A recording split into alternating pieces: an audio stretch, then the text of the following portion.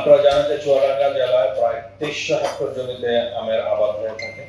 এই আম সংগ্রহের বিষয়ে আমরা আপনাদের আম চাষিদেরকে নিয়ে আজকে কোন কোন তারিখে কোন জাতের আম সংগ্রহ করা হবে তার তারিখ নির্ধারণের জন্য বসেছি এবং দীর্ঘক্ষণ আলোচনার পরে আমরা ঠিক করেছি যে হাটি, গুটি, বোম্বাই এই জাতের আমগুলো আমরা 15ই মে সংগ্রহ শুরু করব।